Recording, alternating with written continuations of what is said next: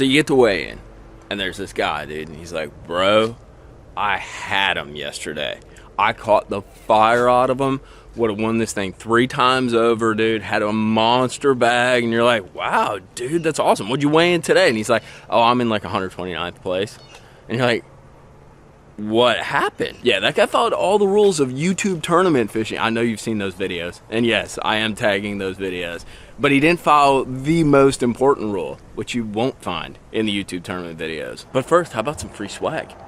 Yeah, I got a monster bass box here. This is actually the topwater box right here. Really cool bait in there that use very pencil popper. Tell me your best tournament finish, and I will pick one random winner to win that box. I'll ship it to you. It's yours. But let's talk about the one thing, the most important thing you can do to win more tournaments. 100% guarantee you this will change your game. And there's a new product that actually will blow your mind, dude. I wish I would have had it when I was fishing derbs, because it would have helped so much. But hit that like and subscribe button. Let's get to it. So what, may you ask, did that guy that you met at the ramp, you know, he weighed in for the tournament, he had a mega bag the day before. So there's one of two things that he did. Either he's full of bleep, you know, he totally is just one of those guys that strokes his ego, says that he caught fish or had megas, and he didn't. We all know that guy, or those guys. Or he hooked his fish. One of the biggest mistakes anglers make is hooking fish pre-fishing before a tournament, especially if you're on kind of a spawn deal or an area deal. Literally, there's a limited amount of fish in a certain area, and the more you hook, the less that are going to bite during tournament day. Now, you're fishing a community hole or something like that. Yeah, you know, everybody's fishing it. It is what it is. It's whether they bite or not. But there's two really cool solutions. One of them is 100% new, and it's super unique. Valak, Gambler Lures, he developed this, and it is going to solve a ton of problems, because there's a real easy solution, an old school solution for doing this when you're worm fishing, using a Texas rig, things along those lines. But when it comes to chatterbaits, swim baits, spinner baits, and hard baits, there really hasn't been a solution. So what you can do is this. This is the new deal. These are what's called Toddy Stoppers. Especially if you're fishing a multi-day event, like every single bite counts. Weights usually go down. You need to get every fish in, and the less fish that are sort of abused prior to you going to your spot, the more fish you're able to catch. It puts your percentages up. So this Toddy Stopper is a real simple thing. It actually looks like a nose cone that you put on like a swim bait or something, like a Big Easy that you're burning through the grass. It has a little indentation right there.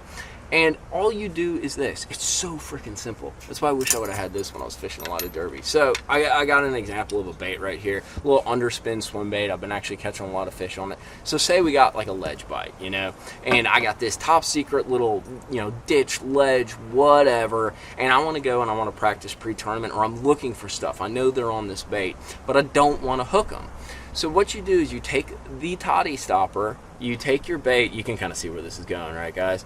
And all you do is you insert it into, there's a little sort of a cavern inside of there, and you draw it on until it surpasses the barb of the hook, just like that. And you can see the hook is inside of that, and you have a pointed structure, but it's rubber, and basically it dulls or protects that hook point so it can't penetrate the fish. So a lot of times, and maybe a lot of inexperiences, anglers don't know, you'll actually like feel the bite. You know, a lot of times fish will hold on and stuff. Even if they hold on, you still feel the rod load up, and that's when you actually get into trouble when you're trying to shake fish off. It's those bites you can't feel and the rod loads up, and then the rod does its job and actually hooks the fish. With this, the rod can load up, especially on these baits that we're reeling in, and that's the big problem. You're reeling, they snatch it, you already hooked them. You didn't even know they were there. So what this will do is it will stop the hook from penetrating. It's pretty firm, but not too firm. It's also kind of aerodynamic or hydrodynamic, so it passes through the water pretty clean, doesn't affect the movement of your bait. Doesn't work really great on a crankbait, because obviously these will drag. Val's actually working on another model to use on crankbaits like traps and things along those lines. But if you got swim baits, if you got spinner baits, one of the big ones is a chatterbait. All you got to do is pop one of these on. And the other thing too is there's another way to do this. It's called either clipping the wire or bending off the hook. So you can either like basically cut off your hook point, or you can bend it back so it goes actually backwards. The only problem with that is you're wrecking a bait, and I don't know about you, but I'm kind of cheap and I hate wrecking baits. Plus, if you're catching them on a certain lure, you kind of want to use that exact same lure. Maybe there's something unique about it. Maybe there's something funky about the way this blade spins. We all get a little, I don't know, superstitious and weird about stuff. So the last thing I want to do is be hooking them on like a bait where I've taken the hook off or something like that, and then tournament day I got to go put on one with a hook and it just doesn't feel exactly the same. So it's a real simple solution to a lot of your straight hook kind of deals. Chatterbait, spinnerbait, swimbait, anything that's got a hook that sticks out just like that, all you gotta do is slip it on, go into that cavern, give it a little push so it goes past the barb, and then she's not going to come off. She's just snug on there, and it doesn't really interact very much with the action of your bait. Now, the classic way of doing this, and this is something that we did in Florida a lot, is using what's called a hitchhiker. And a hitchhiker is this guy. It's not some dude you pick up on the side of the street. Just FYI. You can do that if you're down for that. I'm not down for that. So it's just a little, what you call a screw lock normally. You know, there's a few different versions. There's like an owner centering point. There's some super generic ones. I'll put links to all this stuff down at Tackle Warehouse as well, so you can check it out. But basically what you do is you use this hitchhiker. It has a little loop there. A lot of guys use these on Alabama rigs when you can only have X amount of hooks on it. They'll do what's called a teaser. So it's basically a swim bait or some kind of soft plastic kind of swimming lure that you put on the rig that doesn't have a hook, because you're only allowed, say, 3 hooks, for instance, in Tennessee. So what you do is you actually tie that where you tie your hook on a Texas rig. So you can put a bullet weight in front of it. You can do it weightless, however you want to do it. And then you take your soft plastic, just like this guy, and you take your screw lock and you just screw it in. And it's just like basically mounting a hook in there, and you'll still feel the bite. You can still feel the fish pull on it, but you're never actually going to set the hook.